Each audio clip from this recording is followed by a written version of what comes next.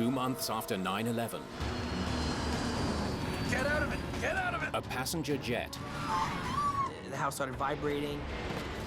slams into Queens, New York. The whole street was covered in flames. 265 people are dead. What the hell happened? I will never forget this. It looked just like September 11th. We asked for air cover. New York City has that. Many fear the crash is no accident. Everybody thought it was a terrorist attack. This was probably the most complex investigation that I had ever directed. It came in fast and steep. Let's hope it's not what we think. Mayday.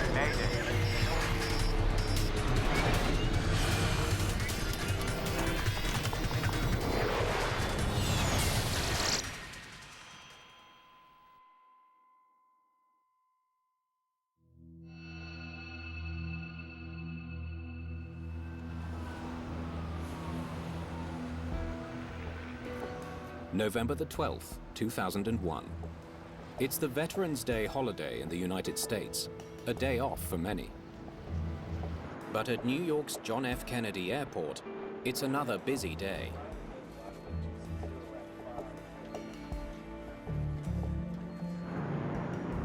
American Airlines Flight 587 is carrying 251 passengers en route to the Caribbean.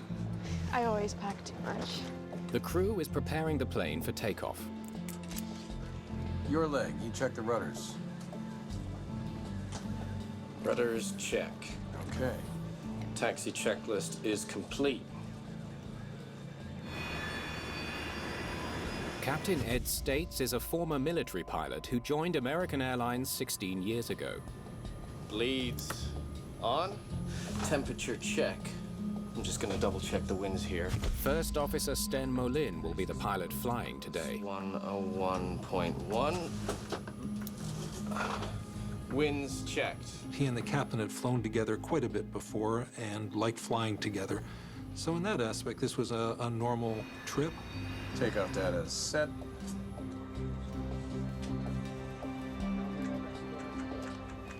American 587, follow Japan Air, Boeing 747 ahead. Follow Japan Air, American 587. Well, ladies and gentlemen, at long Last, we're number 2 for takeoff. Immediately after takeoff, we'll be in a left-hand turn, heading for the shoreline. About 2 or 3 minutes, it'll be our turn to go.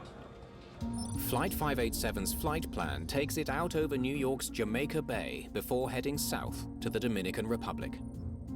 Everyone on board is looking forward to swapping the bleak November weather for the heat of the Caribbean. One passenger has even more reason to be thankful. 2 months ago, on September the 11th, Hilda Mayor survived the attack on New York's World Trade Center.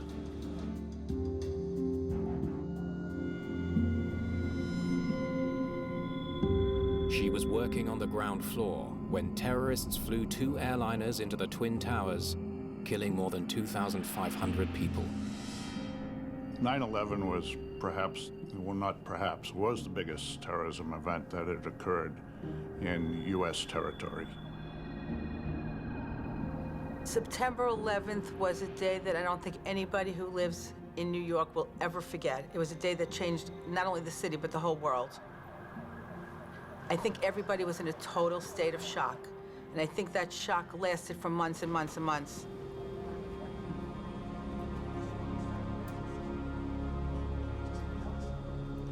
American 587, Kennedy Tower. Caution, wake turbulence, runway 31 left. Taxi into position and hold. flight attendants, prepare for takeoff, please. You have the airplane. The captain indicated the first officer would be the flying pilot on this leg. The captain designated him to fly the flight. That's routine. It's the captain's choice. American 587, runway 31 left, cleared for takeoff. The first officer asks about their distance behind the plane that just took off. You happy with that distance? We'll be all right once we get rolling. He's supposed to be 5 miles by the time we're airborne. That's the idea. So you're happy. Lights? Yeah, lights are on. Takeoff checks complete. I'm on the roll.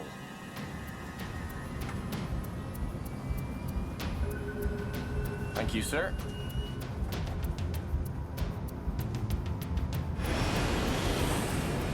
They perform the takeoff. It's all done professionally. It's all done by standard procedures. V1. Rotate. Flight 587 lifts off at 9:14 a.m.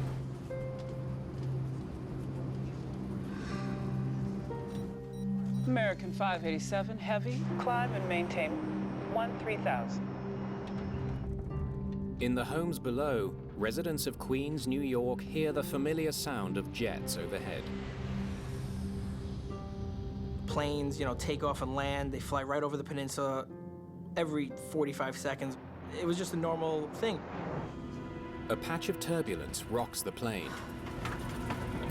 Oh boy. Max power. You all right?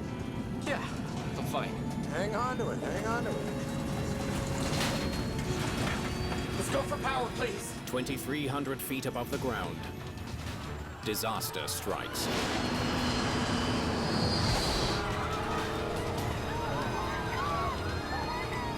The plane is losing altitude and falling out of the sky. Holy crap.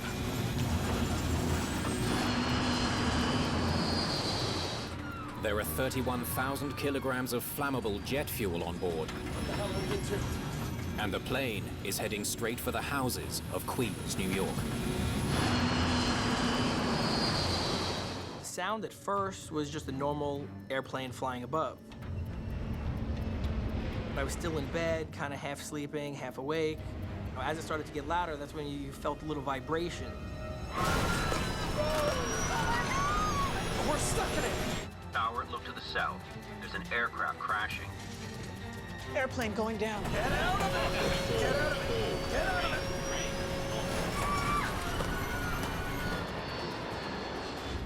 The house started vibrating very heavily. This all happened really quick.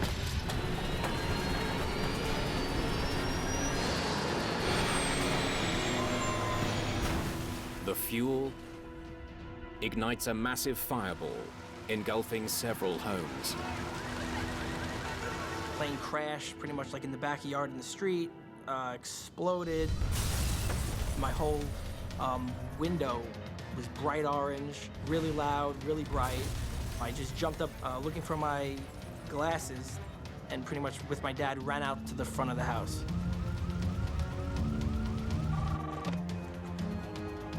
Are you missing any flights? American Airlines Flight 587.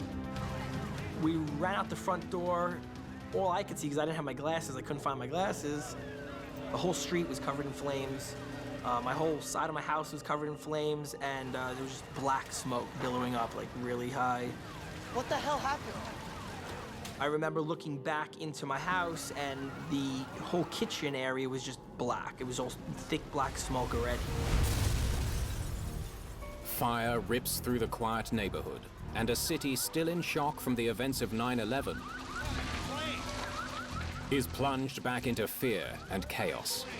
See my eyes and I scream, everybody go out! Just back up. It looks like a war zone. Jason's mother, Lois, is driving to work when she gets the most terrifying call of her life. My husband was screaming hysterically into the phone, "The house is burning down, the house is burning down, come home." And in those moments, I went into a state of panic, thinking I didn't know where Jason was. I drove towards Rockaway, and I will never forget this. It looked just like September 11th. All I saw was the black smoke and the flames for like what looked like a mile. The whole area looked like it was on fire.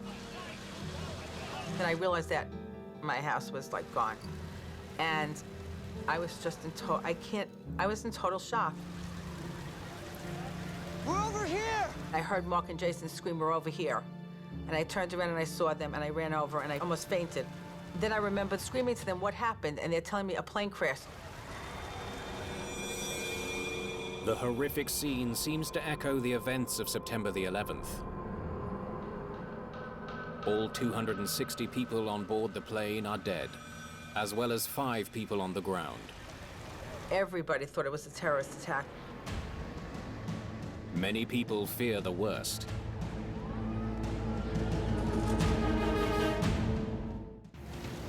After learning a plane has crashed into Queens, New York, Mayor Rudy Giuliani tries to reassure the public. Just talked to President Bush and we talked to his chief of staff. We asked for air cover. New York City has that. The airports have been closed for a while. And I talked to the governor, and just as a precaution, we're going to close the bridges and tunnels for an hour or two. I thought it was a terrorist attack because I couldn't imagine a plane just falling out of the sky. Why would anybody want to crash a plane? It's a Rockaway. For the second time in 2 months, New York airports are closed. All flights are grounded, stranding thousands of terrified passengers. Fearing the crash is another act of terrorism, the FBI immediately sends a team of agents to investigate. Send anyone who saw what happened over to me, okay? Barry Morn is the assistant director of the FBI's field office in New York City. 8 weeks earlier, he was at the scene when the World Trade Center collapsed. He pulled his team out just before the Twin Towers came down. We were still heavily involved in the investigation of 9/11. So when I heard about it, I immediately got concerned as to, was this another terrorist attack? But the FBI isn't working alone. This is first and foremost a plane crash. This investigation is being led by the National Transportation Safety Board to make sure that the facts are fully known to the American people. The NTSB sends its own team of experts to Queens. They face a daunting challenge. A passenger plane and 4 houses demolished. The 2 agencies are searching for clues that are going to be very hard to find. This was probably the most complex investigation that I had ever directed. Robert Benson is a 17-year veteran of the NTSB. He has investigated 30 major accidents. He's in charge of a team of 21 investigators. We like to think we enter any investigation with an open mind, but we're all human beings. And this accident occurred so close to the tragedy of 9/11 that we naturally jumped to conclusions. Then we had to force ourselves to back up and carefully study the evidence. Make sure it's all in one place. Murphy, how are you? Inspector Murphy, Agent Mon, FBI. Investigator Brian Murphy is the NTSB's structures and materials expert. He's a veteran of many crashes, but this one hits close to home. He has close ties to this neighborhood. I hadn't given it much thought until I had seen the church where we'd buried both of my grandfather and my grandmother. St. Dennis is right there. So, and then it came back, and when I walked over to 129th Street, I remembered, you know, being a kid, and my cousins and I were all there. It came in fast and steep. Let's hope it's not what we think. The NTSB and the FBI will work the crash site together until one important question is answered. Was this terrorism, or was it an accident? Airplane parts go in the bins. Everything else stays here for now. The crash site is a chaotic mixture of household debris and plane wreckage. Sorting one from the other is a difficult task. Sorting between home and airplane has to be done. I don't want to take all of the 5 homes home with me to sort through. I mean, you want to try and do as best a job you can while you're on site to make sure you isolate airplane, and you also don't want to leave any airplane behind. Definitely not from our plane. Thanks. We've been doing this a long time, of course, and we can recognize an airplane by only looking at about 10% of it. But to a layperson, the destruction of the fuselage and the wings was so great that I would venture to say a layperson would have trouble recognizing it as an airplane crash. Flight 587 crashed into a densely populated neighborhood. Hundreds of people saw the plane come down and are eager to tell their story. I heard a noise, I looked up in the sky, I saw a plane, I saw fire coming out of it. The plane blew up in half, it blew in the air. I was half asleep. It's a sound that got me up. It was real loud. Witness reports fuel concerns this was a terrorist attack. Some of the witnesses were saying they saw the plane explode in the air, that they saw a huge fireball, and sounding like it had been a bomb on board. If there was a bomb, there should be evidence of it in the debris. Experts would be physically examining all of the parts of the plane to see if there was any indentations or outward movement of the plane indicating that the explosion was inside and pushed everything out. Any chance this plane exploded from the inside out? And they weren't finding any of that. The twisted metal reveals no evidence of an explosion. But there are other signs to look for. They would be looking for any explosive residue in any parts of the plane, which would usually tells us that this occurred because of an explosion. Investigators take swabs from the debris and send them to be tested for explosive material. We did a number of other things too. We went over to the airport and we talked to the baggage handlers. We talked to the airline personnel. You know, did they note anything suspicious pertaining to the passengers on this flight? The two agencies could soon get the answers they need. Within a day of the crash, searchers find both the cockpit voice recorder and the flight data recorder. Hallelujah. Now let's see what secrets those boxes hold. While investigators wait for the data to be downloaded, they continue examining the wreckage for clues. But not all of it is at the crash site in Queens. We found the vertical stabilizer miles and miles away. The vertical stabilizer has been found in Jamaica Bay, between the airport and the crash site. The location tells investigators it broke off while the plane was still in the air. So that was a good first step for us. The vertical stabilizer is part of the tail. Along with the horizontal stabilizer, it's critical for stable flight. The horizontal stabilizer and the vertical stabilizer are almost like feathers on a dart. They keep the aircraft going in a straight direction. You can't fly without a tail. I mean, you can't. The airplane's going to go down. There's nothing you can do about it. Get that tail to the hangar so we can get a good close look. To seasoned air crash investigators, the discovery hints that terrorism did not cause the crash. The fact that we saw early on the vertical stabilizer separated from the wreckage by many miles led us to an initial hope that it wasn't a terrorist act, because it would be very difficult for a terrorist to manage to blow the vertical stabilizer off of an aircraft. NTSB investigators are under pressure to find answers. If this wasn't an act of terrorism, there could be a flaw with the A300, one of the world's most popular planes. It's a frightening prospect. That caused us, in our minds, to accelerate the pace of the investigation a bit, because the aircraft was not grounded. We had reason to do the investigation thoroughly but quickly. Let me see rudder, airspeed, and yaw in real time. Investigators pin their hopes on the flight data recorder.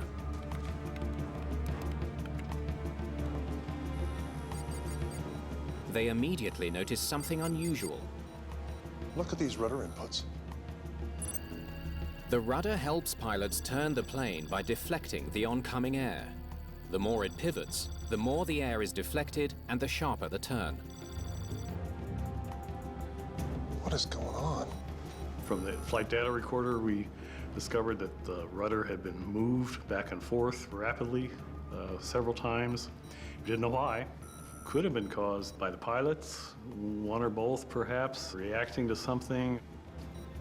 Investigators are intrigued. It looks like the pilots were having trouble controlling the plane during the last 30 seconds of the flight. A few seconds later, the plane pitches down suddenly and accelerates. The dramatic motion can only mean one thing. This is the moment the tail came off the plane. Here they go with the rudder, and then 7 seconds later, the stabilizer snaps off.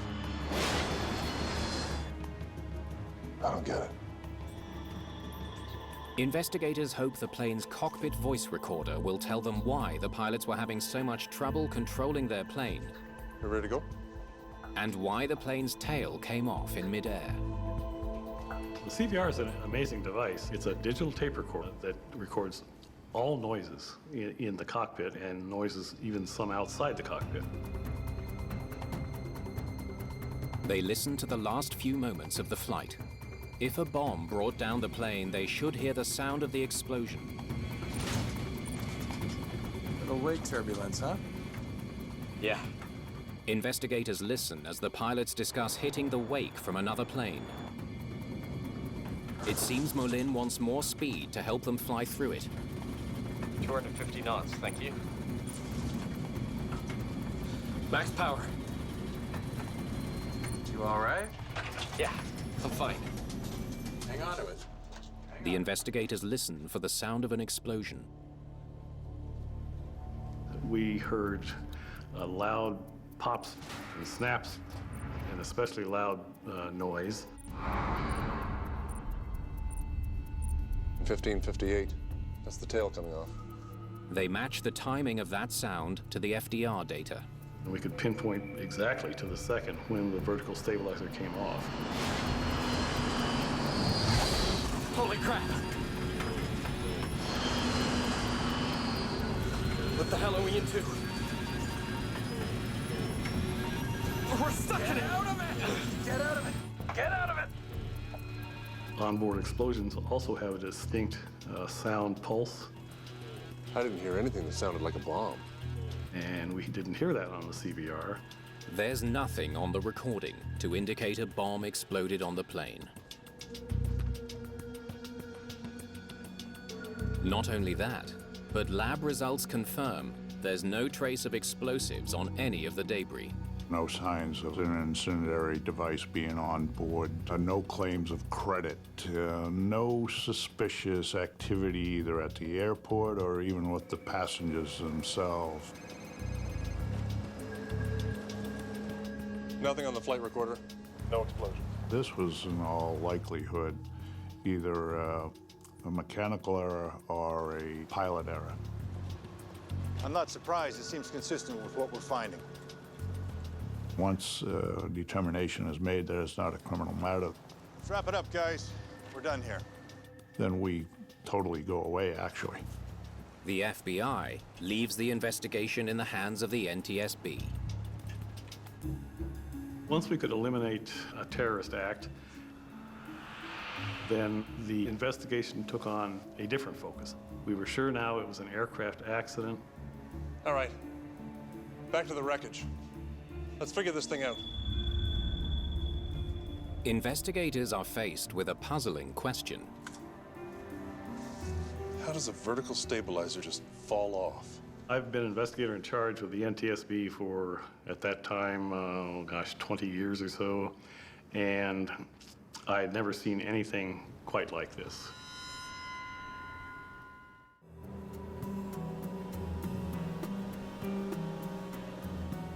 Investigators study the vertical stabilizer recovered from Jamaica Bay. They look for any clues that might explain why it broke off. Here's a case where the vertical stabilizer failed during a routine flight. And this is a very rare event, and we're trying to understand what are the factors involved in it. As they take a closer look at the edge that broke away from the rest of the plane, they make a surprising discovery. The fitting just ripped apart. The vertical stabilizer is attached to the plane mainly by 3 pairs of fittings. For some reason, they all failed. It's a confounding discovery. The stabilizer is made of a modern composite material that's designed to be stronger than steel. Perhaps its strength has been overestimated. It was actually the first accident that we had investigated where a large composite component had failed. So that became a question in our minds. Composites are made by fusing more than 100 layers of carbon and glass fiber. Because they're both strong and lightweight, they're increasingly common in aircraft designs. Almost all aircraft, you're going to find some type of composite material on that airplane somewhere. Boeing plans to use carbon composite as the primary material for its new 787 Dreamliner. If composites can fail so easily,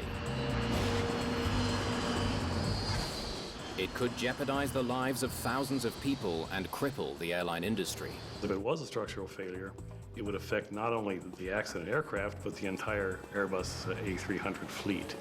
So if there was a design flaw in the aircraft, we needed to know that very, very quickly. Investigators comb through the manufacturing records of the downed A300. They discover some disturbing information about the stabilizer mounts.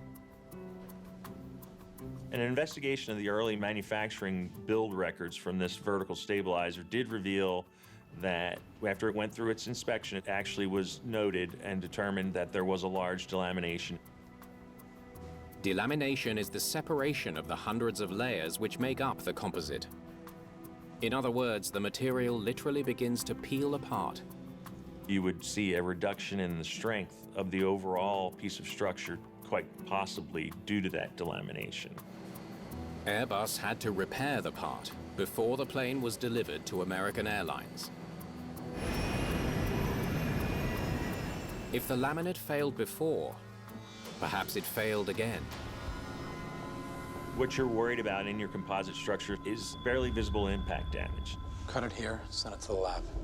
Damage that's not able to be seen by the naked eye. Investigators study microscopic scans of the composite material, looking for evidence of delamination. It looks fine to me. They come up empty. There's no sign that the composite is peeling apart. If the material wasn't the problem, then perhaps it's the design of the mounts that's faulty. To test the design of the stabilizer mounts, investigators enlist the help of the manufacturer. Airbus was a great party to the investigation. They were very eager to get an answer, very eager to defend their product. All right, ready to start the test? Let's go. Investigators want to know if the fittings really can withstand 100,000 pounds of force as they're meant to. Stop it there. 100,000 pounds in holding. So far, so good. The fitting has met its design requirements. So this, in essence, confirmed the fact that the design of the vertical stabilizer attach points was good. But the test isn't over. Let's keep going. Investigators apply more pressure.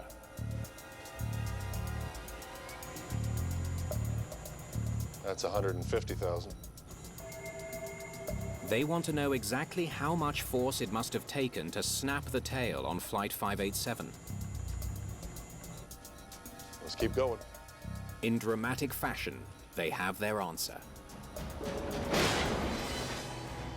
At the time the vertical stabilizer failed, the right rear lug was experiencing a load of about 200,000 pounds of force. That's twice the force that the mounts were designed to handle. So what would cause that kind of pressure? Somehow, more than 200,000 pounds of pressure ripped the tail fin from the plane, a force far stronger than anything an A300 should normally encounter.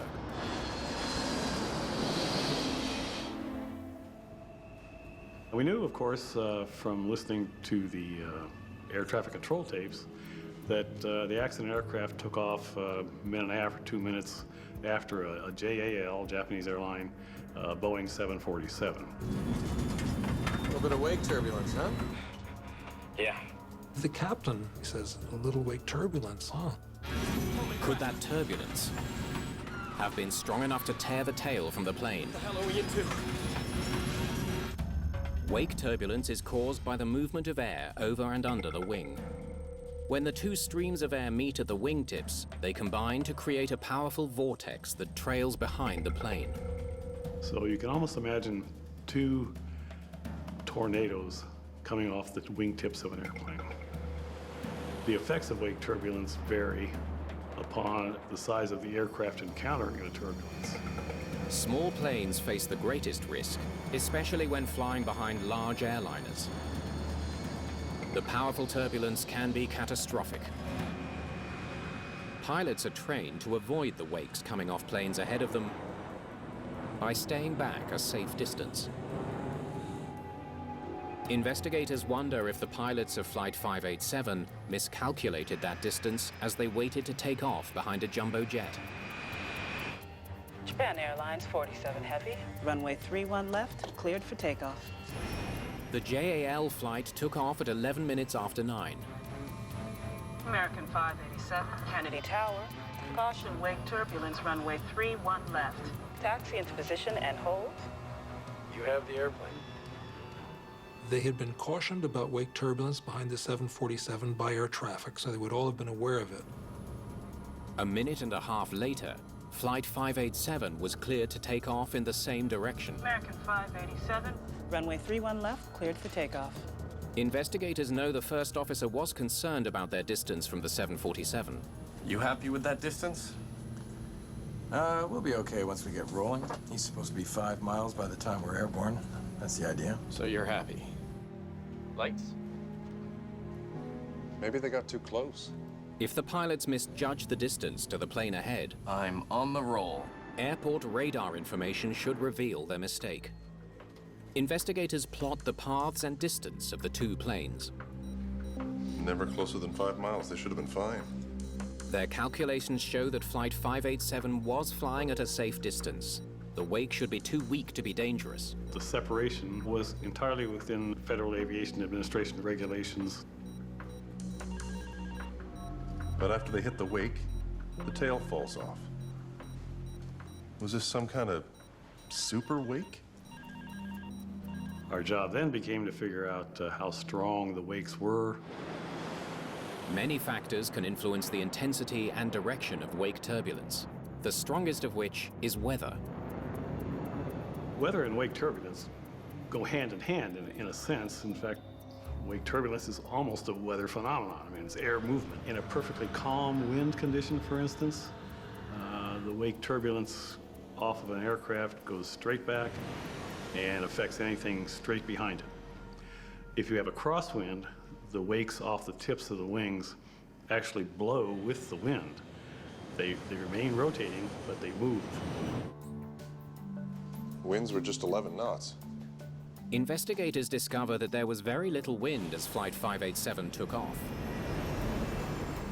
That may have made things worse. There was no wind to help dissipate the vortex. NASA scientists conduct a study to determine exactly how strong the wake would have been. They said at the time of the encounter by the accident aircraft, the wake from the 747 had dissipated 20 to 40% or so. The vertical stabilizer can withstand almost 200,000 pounds of bending force.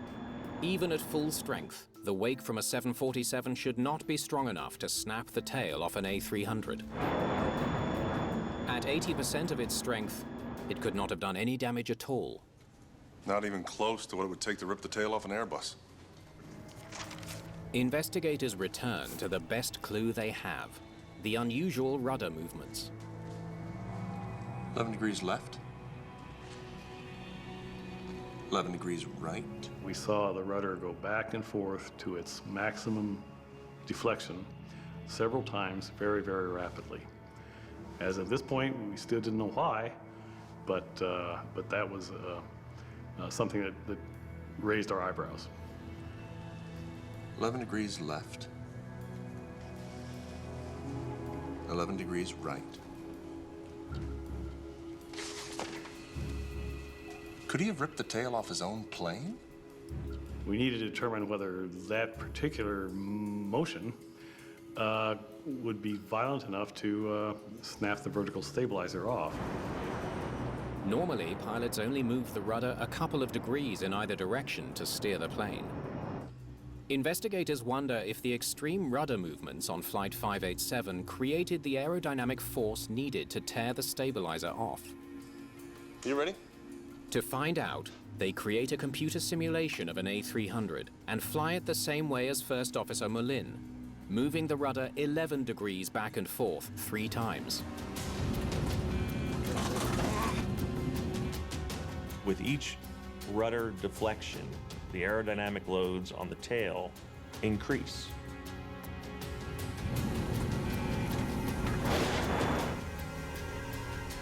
There. That would have done it. And it was those increasing loads that caused this. They concluded that it was the inputs that were being made on the controls that led to the structural failure, and then no other factor. Well, he's doing it to himself. And by way of analogy, you stick your hand out the car window going 60 miles an hour, and you can feel it being pushed backwards. Well, try sticking your hand out the window when you're going 250 miles an hour. Well, you probably lose your hand. What was he thinking? The discovery finally explains what happened to American Airlines Flight 587. But it doesn't explain why. So now we've eliminated several items, and we're starting to look at the actions of the flight crew very carefully. It's clear the pilots should have had no trouble handling the amount of wake turbulence they experienced on takeoff. Our studies through NASA indicated that the strength of the wakes were not that severe. They were easily manageable. Normally in wake turbulence, an airplane, especially as large as an A300, can respond itself to the wake turbulence. There's a momentary discomfort. Oh boy. And then the airplane resumes normal flight. But that's not what happened on Flight 587.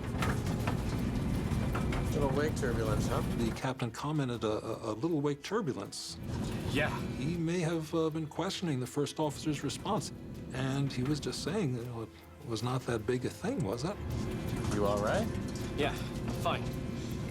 What's surprising was the first officer's response. There really should not be a call to have that kind of aggressive actions to it.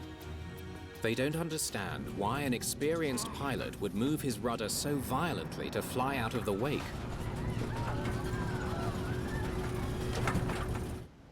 Investigators talk to pilots who flew with Molin. You take a seat. They make a surprising discovery. We began to suspect that the first officer overreacted. Tell me what happened. There was one unusual aspect that was disturbing, that he had a history of responding very aggressively to wake turbulence. He did the same thing 7 years ago. He moved the rudder pedal quickly back and forth. The captain said that he was shocked by this. He was overworking the rudders. He said, "Why did you do that? Why did you respond like that?" And according to the statement, the first officer said they taught us to respond like that in the training. Is it possible that the airline is teaching their pilots such a dangerous maneuver? Investigators have to find out before another pilot makes the same mistake. Get out of it! Get out of it! Holy crap! Investigators believe the first officer was following his training when he overreacted to wake turbulence. They discover that one of the situations Molin trained for likely taught him a dangerous lesson. American Airlines pilots are trained to recover from steep rolls, up to 90 degrees wing down, an almost unheard of occurrence. This isn't what happens in flight. You recover much quicker. You roll the airplane 5 degrees and then you put it back. You never let it get to 90 degrees. There's no history of this. Wait for 90 degrees. To make the exercise more effective, unfortunately, the simulator was programmed not to respond to any pilot inputs within the first few moments. Recover now. Recover now. The only way to recover is with sustained rudder inputs. That's a situation I never want to be in. Investigators wonder what trainees were told about the cause of the sudden upset. And what did they say would cause such a situation? Well, that explains everything. It was an example of training that did not equate to reality. They learned that some trainees were presented with an impossible scenario. For this drill, there's a Boeing 747 just ahead of you. When you encounter his wake, the upset will begin. They were told that wake turbulence would induce the sudden roll. The wake turbulence rarely tilts you more than 10 degrees in any direction, and it's easily recoverable.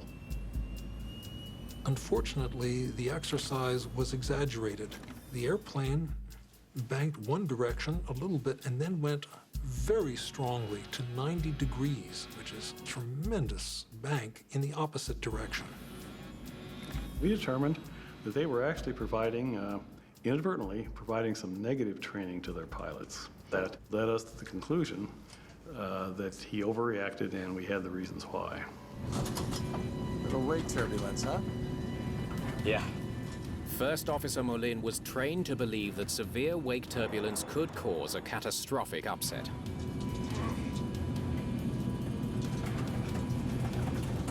Max power. You all right? The captain asks him, "Are you all right?" And it's noteworthy that the captain does not add max power. In the captain's opinion, max power is not appropriate in this situation. The first officer began responding with wheel back and forth and accompanied by rudder, back and forth rudder. Hang on to it. Hang on to it. He thought it was some outside turbulence or something else that was happening, and he was making opposite controls and was fighting himself and didn't know that it was actually his inputs that were causing the problem.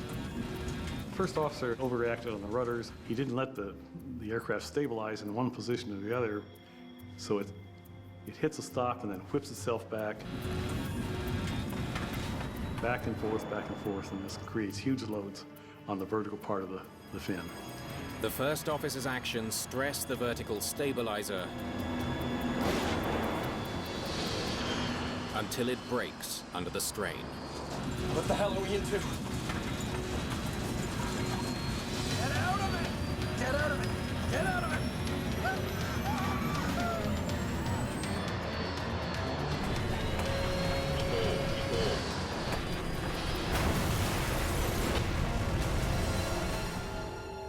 After the accident, American Airlines changes its training procedures dealing with wake turbulence.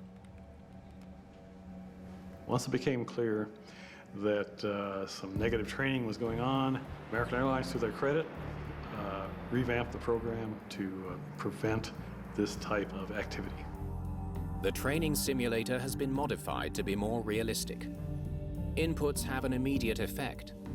Pilots are now taught not to use the rudder at high speed. A new warning light is also installed in the cockpit to help prevent pilots from deflecting the rudder too far during flight. Well, when people ask me about the effects of 587, I hark back on the incredible loss of life. It's the second worst accident in U.S. history. I lost everything, but other people, look at all these people who are dead. So it puts it in perspective for you. Since this accident, the industry made major changes in terms of pilot training and made a big effort to help pilots understand this situation so that they will not be caught by surprise, so this will never happen again.